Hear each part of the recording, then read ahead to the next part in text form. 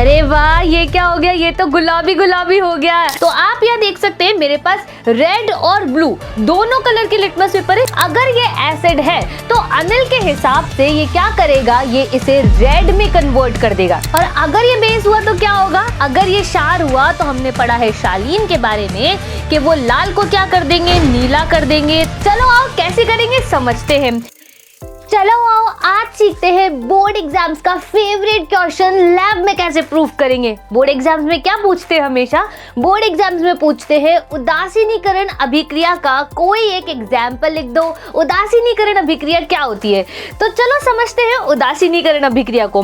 जब आपका एसिड जो है वो बेस के साथ रिएक्ट करता है, डाइल्यूटेड एसिड होगा और डाइल्यूटेड बेस होगा। डाइल्यूटेड का मतलब होता है तनु अम्ल और तनु क्षार, ठीक है। ये दोनों आपस में जब अभिक्रिया करेंगे तो हमें मिलता है लवण और जल। बस इसी लाइन को, इसी रिएक्शन को आज हम करने वाले हैं हमारी लैब में प्रूफ। चलो आओ कैसे करेंगे समझते हैं। मेरे पास क्या है, ये दो सॉल्यूशंस हैं। अब लेकिन पता नहीं है कि ये सॉल्यूशन किस चीज का है और ये सॉल्यूशन किस चीज का है। तो हमारे पास क्या होते हैं, ऐसी कुछ चीजें होती है, कुछ इतनी मजेदार चीजें होती हैं जो ये बता देती हैं कि ये सॉल्यूशन एसिड है या बेस है। और जो चीजें ये बताती हैं उन्हें हम क्या कहते हैं? उन्हें हम कहते हैं सूचक, और इंग्लिश में कहते हैं इंडिकेटर्स। अब ऐसा ही एक इंडिकेटर मेरे पास भी है जिसे हम बोलते हैं लिटमस पेपर। और लिटमस पेपर की मेरे पास क्या है, एक मजेदार ट्रिक है। तो पहले देखते हैं लिटमस पेपर को। तो आप यहाँ देख सकते हैं मेरे पास रेड और ब्लू दोनों कलर के लिटमस पेपर है। ये ब्लू कलर का है और ये रेड कलर का लिटमस पेपर है। अब समझते हैं कि पता कैसे चलेगा। तो देखो, एक वर्ड याद करना है अनिल, दूसरा वर्ड याद करना है शालीन। अब अनिल के अ से होता है अम्ल, न से होता है नीला और ल से होता है लाल। मींस आपका अम्ल नीले लिटमस पत्र को लाल कर देते हैं। शालीन क्या काम करेगा फिर? शालीन के श से होता है क्षार, ल से होता है लाल, न से होता है नीला। यानी क्षार लाल लिटमस पत्र को क्या कर देते हैं? नीला। चलो आओ चेक करके देख लेते हैं। तो मैं क्या करने वाली हूँ, मैं लेने वाली हूँ अभी आपसे ब्लू लिटमस पेपर, ठीक है।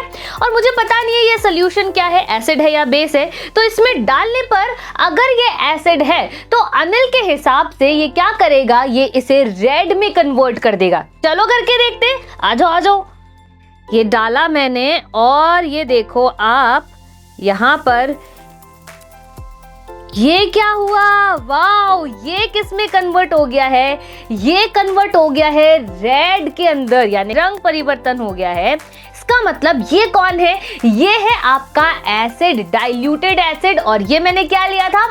HCl लिया था, जो कि क्या होता है? हाइड्रोक्लोरिक एसिड, ठीक है। चलो अब इसे हम क्या करते हैं, इसे हम यहाँ पर रख देते हैं। अब ये कौन है ये भी पता कर लेते हैं। इसके लिए मैं क्या करती हूँ, रेड लिटमस पेपर ले लेती हूँ और रेड लिटमस पेपर से चेक करती हूँ कि ये क्या चीज है।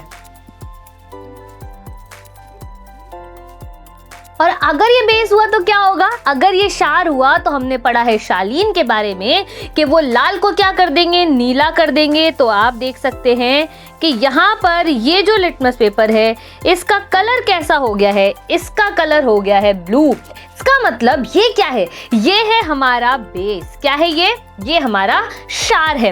और ये क्षार कौन सा है? ये है मेरे पास सोडियम हाइड्रोक्साइड, जिसका फॉर्मूला क्या होता है? NaOH। और ये है उसके पैलेट, जिसे मैंने क्या करा है? डाइल्यूट कर लिया है और यहाँ पर रख दिया है। अब मेरे पास क्या है? उदासीनीकरण अभिक्रिया के लिए दोनों अभिकारक उपस्थित है, HCl भी है और NaOH भी है और दोनों डाइल्यूटेड है। अब मुझे क्या करना है? रिएक्शन करानी है। तो चलो करा करके देखते हैं। और साथ में मेरे पास एक और इंडिकेटर है जिसका नाम क्या है?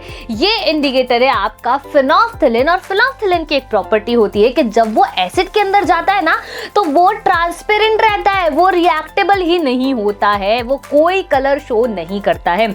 चलो ट्राई करके देख लेते हैं इसको भी। तो मैंने क्या करना है, इसके अंदर डालना है। तो आप देखिएगा यहाँ पर कोई कलर नहीं आ रहा है। आ रहा है क्या? कोई कलर नहीं आ रहा है ना। चलो बहुत बढ़िया, कोई कलर नहीं आ रहा है, इसका मतलब ये एसिड ही है, ये कंफर्म हो गया। अब क्या करूं, इस छोटू सी टेस्ट ट्यूब को ले लेते हैं। इसमें हम क्या करते हैं, इस एसिड को डाल लेते हैं। जिसमें मेरे पास क्या है, फेनोल्फथालीन है। अब फेनोल्फथालीन डालने पर भी इसका रंग तो चेंज नहीं हुआ, तो कंफर्म था ये एसिड है। अब ये बेस है, बेस को अगर मैं इसके अंदर डालूंगी तो दो चीजें होंगी, यहाँ पर न्यूट्रलाइजेशन रिएक्शन भी होगी और फेनोल्फथालीन के बारे में भी पता चलेगा कि वो जब बेस के साथ रिएक्ट करता है तो क्या होता है। देखिएगा बहुत ध्यान से।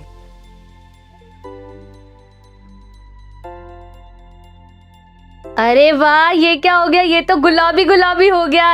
यानी बेस ने क्या करा है, फेनोल्फथालीन से रिएक्शन करके क्या कर लिया बताओ, कलर चेंज कर लिया है। और जब फेनोल्फथालीन बेस से रिएक्ट करता है तो वो पिंक कलर का हो जाता है। और यहाँ पर एक और चीज हुई है, एसिड ने बेस से रिएक्शन करी है तो आपको क्या मिला है, सॉल्ट एंड वाटर मिला है। कैसे मिला है चलो समझ लेते हैं।